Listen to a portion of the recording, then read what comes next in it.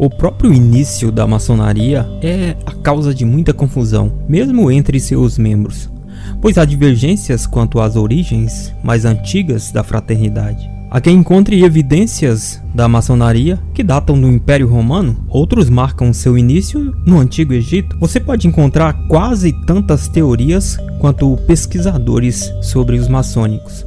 O nome maçom apareceu já em 1212 em conexão com os mestres construtores que viajavam pela Europa, erigindo igrejas e catedrais maravilhosas, muitas das quais ainda existem. Esses construtores eram chamados de maçons porque eram uma classe privilegiada, não sujeita a servidão ou escravidão ou impostos e livres para viajar, quando muitas das pessoas estavam presas em cativeiro ou estavam presas em seus trabalhos. Os maçons tinham ciúmes de sua arte, evitando qualquer proliferação que pudesse baratear ou fazer com que tivessem menos demanda. Assim, os maçons se formaram em lojas nas quais seus segredos poderiam ser ensinados e preservados. Eles foram naturalmente mais seletivos, determinando que os segredos da sua arte deveriam ser transmitidos apenas àqueles moralmente adequados para recebê-los e manter em segredo. Para se qualificar, o candidato deveria ter boa reputação, não poderia ter deficiência física e deveria ser recomendado por um dos membros do ofício. Não podia ser velho demais, nem jovem demais. Quando o candidato havia sido devidamente investigado e considerado adequado para admissão em todos os detalhes que era exigido, ele era eleito e entrava na lista como aprendiz. O novo aprendiz era colocado para trabalhar sob supervisão dos mestres pedreiros e teriam 7 anos para provar sua habilidade e seu valor. Quando completasse com sucesso seu aprendizado de 7 anos, ele seria autorizado a enviar sua obra-prima aos mestres e aos guardas da loja para inspeção e julgamento. Se não recebesse julgamento favorável, ele era designado para mais instruções. Se o julgamento fosse favorável, ele se tornava um companheiro do ofício e tomava conhecimento de certos segredos não revelados anteriormente a ele. Os antigos maçons praticantes, popularmente chamados de maçons operativos, eram altamente considerados não apenas por suas grandes realizações de construção, mas também por seu comportamento e a lealdade que tinha a seus companheiros. Nessa admissão, muito pouca gente foi escolhida. Os mestres maçons, os mais habilidosos dos artesãos, adotavam marcas individuais. À medida que construíam, eles gravavam suas marcas em certas pedras para distinguir seu trabalho. Evidências recentes dessa prática vieram à tona quando a Casa Branca foi reconstruída durante a presidência de Harry Truman. Muitas das velhas pedras removidas das paredes tinham marcas dos maçons. Conforme os anos passavam e as condições mudavam na Europa, menos edifícios a serem erguidos e mais artesãos disponíveis para construí-los, as lojas de maçons recebiam cada vez menos pedidos de aprendizado. Os antigos maçons operativos haviam começado suas lojas principalmente por uma questão de negócio, mas passaram a amar a comunhão, os ensinamentos e os rituais que se desenvolveram neles, e temiam que a diminuição gradativa do número de membros pudesse fazer com que suas lojas finalmente caíssem no esquecimento. Enquanto isso, muitos homens se interessavam pelos maçons, admirando sua retidão moral e sua firmeza de propósito. Talvez isso tudo fosse inevitável, considerando o interesse demonstrado nelas por pessoas que não eram maçons, que os antigos construtores acabariam aceitando outros que não construtores em suas lojas. Começou-se então um fluxo de artistas, professores, poetas, matemáticos. Os líderes da época foi essa aceitação de maçom não operativo na ordem que levou o título atual maçons livres e aceitos, ou maçons antigos livres e aceitos.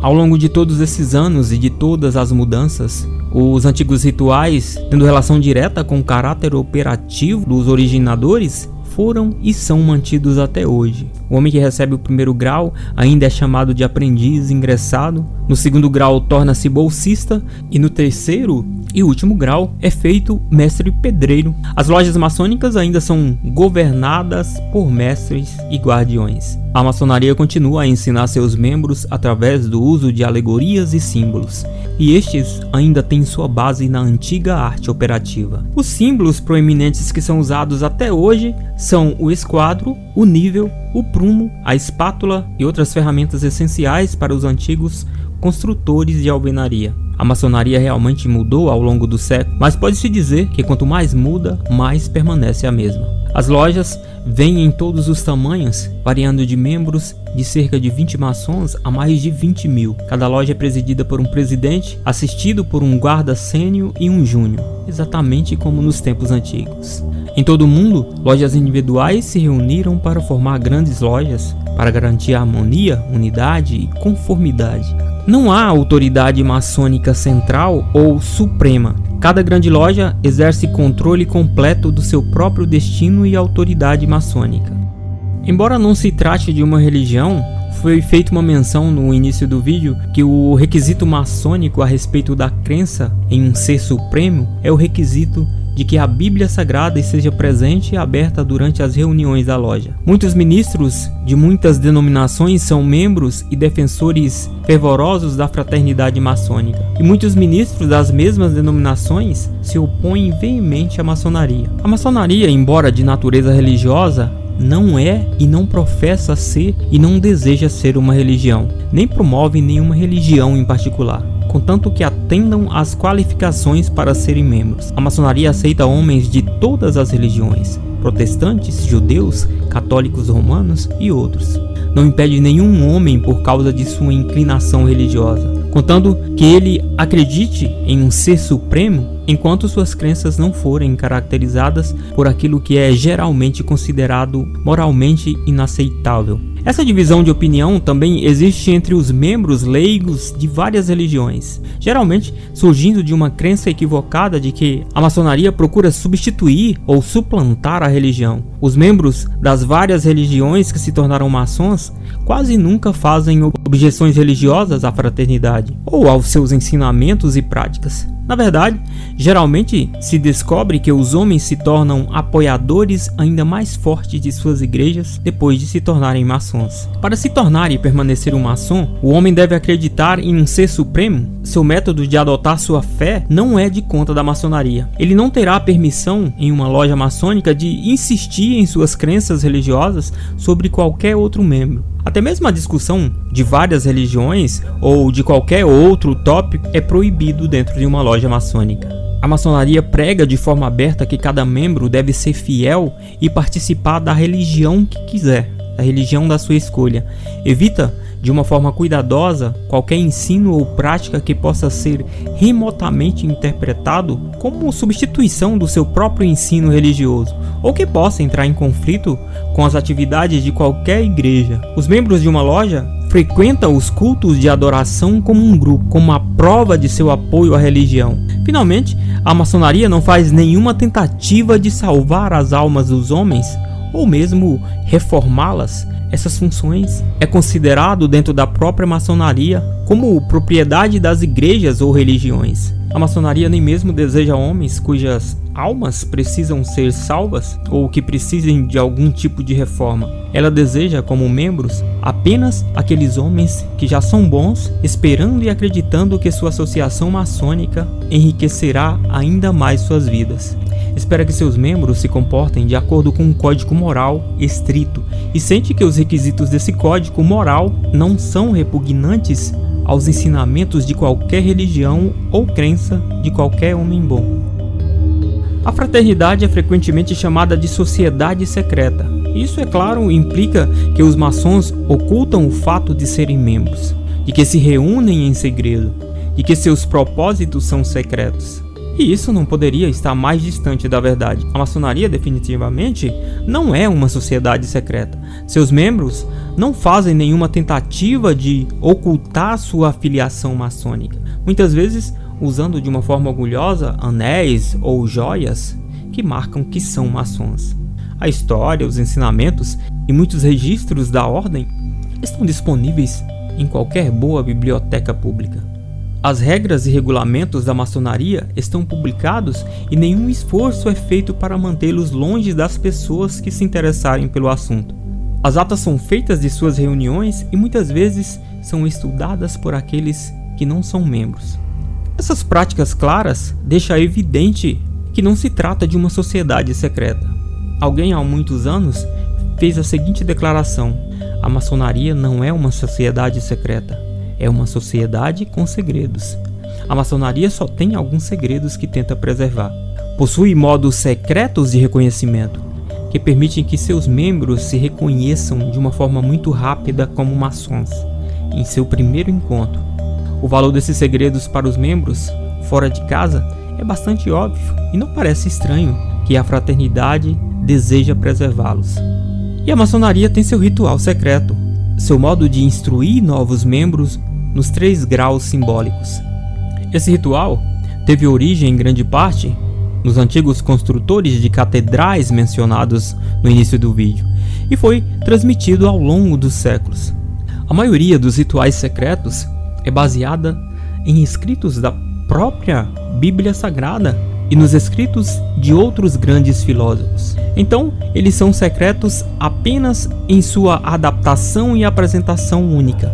Esse modo de ritual, de instrução, tem se mostrado de uma forma notória eficaz ao longo dos séculos e seu uso sendo peculiar à maçonaria.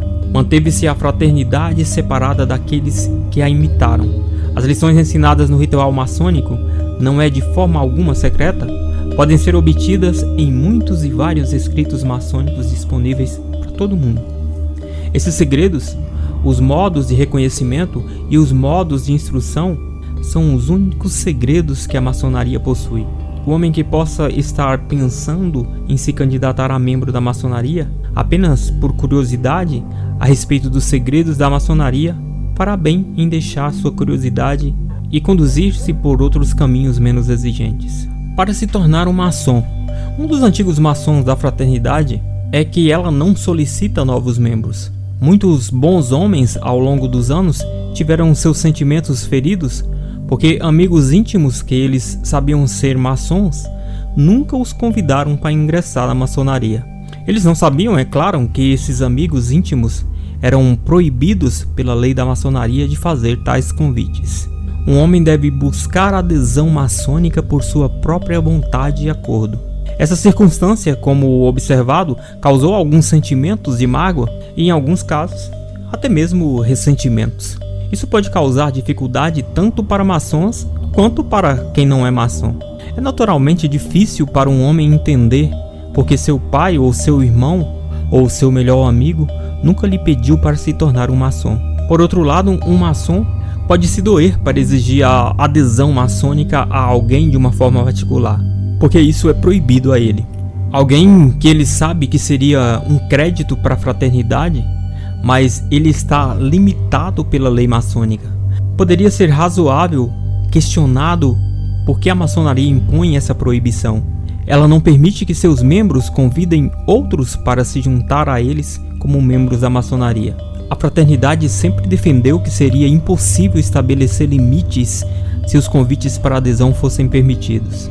Além disso, o maçom engenhoso sempre pode encontrar uma abertura na conversa casual para permitir que certos indivíduos saibam que a maçonaria não busca, ela deve ser buscada, para reforçar ainda mais a posição da fraternidade. Isso é um fato indiscutível que o homem se torna maçom por sua própria vontade e desejo, e ele tem muito mais probabilidade de se tornar um membro forte e útil quando ele quer do que quando ele é convidado. Uma vez que um homem começa a pensar em se inscrever por membro da maçonaria, ele deve considerar uma série de fatores de uma forma muito séria. Ele deve ter certeza de ter uma ideia geral do que é a maçonaria. Esse é um dos objetivos primordiais desse vídeo. O homem que assistir esse vídeo na íntegra deverá ser capaz de determinar se a fraternidade é realmente o que ele pensava que era, se é realmente algo que deseja fazer parte. Um homem interessado em se inscrever para ser membro da maçonaria deve inquirir sobre obrigações financeiras que as associações em sua área particular implicaria.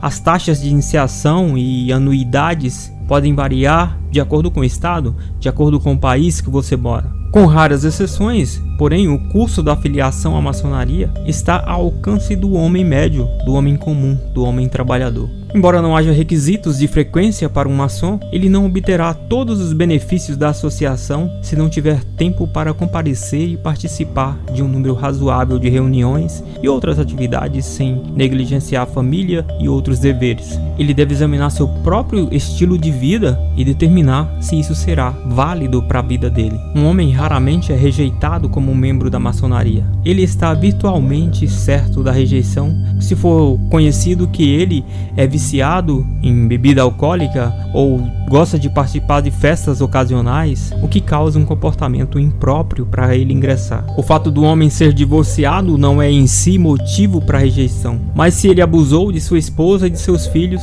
pode esquecer qualquer probabilidade de entrar na maçonaria. Em resumo, os maçons não elegerão maçãs podres para sua ordem.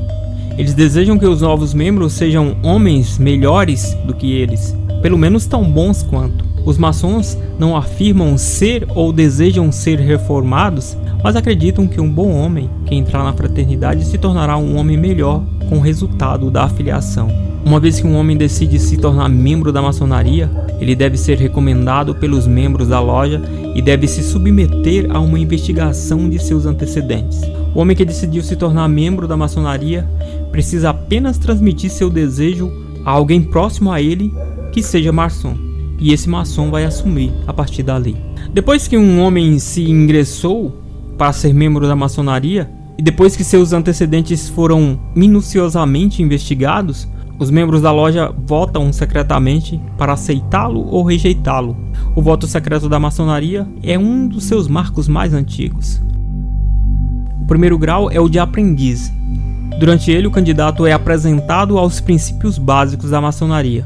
No segundo grau, ele se torna um companheiro, aprendendo ainda mais sobre os princípios e ensinamentos da maçonaria. O terceiro e último grau é o grau de mestre maçom, ensinando ainda mais as verdades morais da fraternidade, culminando com uma lição impressionante sobre as ricas recompensas que aguardam todos os homens de bem. Ao se tornar um mestre pedreiro e pagar suas taxas anuais, o novo membro recebe um cartão de recibo de taxas, cuja posse é um dos requisitos para admissão como visitantes de uma loja diferente da sua. O novo membro tem nesse ponto direito a todos os direitos e privilégios da maçonaria, e ele é totalmente obrigado a se conformar aos ensinamentos da fraternidade, e ele também é obrigado a cumprir as funções de mestre pedreiro. Os membros se reúnem em seu apoio quando ele precisar, mesmo que ele esteja entre estranhos. Não importa a natureza de sua necessidade, o digno maçom sempre pode contar com o apoio dos seus irmãos. Esse apoio não é garantido pela fraternidade, mas sim consequência das obrigações assumidas pelos maçons. Os maçons apoiam muito as viúvas e filhos de membros falecidos. O pedreiro que assiste regularmente às reuniões da loja logo descobre que este é pelo menos um lugar onde ele pode escapar de uma forma temporária das controvérsias e pressões que a vida lhe oferece. Em uma loja ele encontra com homens de todas as classes sociais, com homens de todas as religiões e convicções políticas, e que se reúnem em uma loja maçônica com um propósito comum, a verdadeira comunhão. Em uma loja maçônica, ele não ouvirá uma religião apresentada como sendo superior ou qualquer coisa parecida. Isso é terminantemente proibido. Um sargento do exército pode comandar e presidir uma loja que inclua generais e outros oficiais de alta patente entre seus membros. A única classificação significativa em uma loja maçônica é a classificação maçônica, que é conferida pelo voto dos membros. Poucas coisas podem ser mais valiosas para um maçom do que as amizades que ele estabelece dentro da maçonaria. E poucas declarações mais verdadeiras foram feitas. Indivíduos extremamente tímidos, homens que anteriormente achavam difícil se misturar com os outros, são conhecidos por estabelecer amizades ao se tornarem maçons. Os laços únicos da fraternidade são inestimáveis para os seus membros. Existem muitas ordens ou organizações maçônicas ou símbolos que são relacionados com a maçonaria, nas quais a filiação se baseia, e isso em vários graus. Na filiação a uma loja maçônica, inclui-se corpos bem conhecidos como o rito escocês, o rito de York, o santuário, a estrela do leste e muitos outros símbolos. A loja azul é reconhecida como a raiz e o fundamento de toda a maçonaria. Uma vez que um homem recebeu os 3 graus simbólicos em uma loja azul, tornando-se assim um mestre maçom, ele é frequentemente convidado a se tornar um membro ou mais algumas coisas das ordens anexas. Muitos mestres maçons aceitam esses convites e eventualmente se tornam bastante ativos em várias áreas da maçonaria, sendo constantemente lembrado ao longo do caminho de que devem permanecer fiéis às suas lojas azuis. Os membros da maçonaria em geral são compostos de homens comuns. Suas fileiras incluem trabalhadores, escriturários, comerciantes, advogados, membros alistados e comissionados das Forças Armadas, médicos, estadistas, fazendeiros, vendedores, todo tipo de gente. Em todas as épocas, porém, suas filiações incluíram grandes nomes da história, incluindo até um presidente dos Estados Unidos. George Washington, por exemplo, o único presidente a servir como mestre de sua loja durante seu mandato. Washington lançou a pedra fundamental do Capitólio dos Estados Unidos, atuando como grande mestre para a grande loja de Maryland. Como eu citei no início do vídeo, esse vídeo não tem pretensão de fornecer um relato detalhado da maçonaria. Isso daria páginas, horas e horas de vídeo.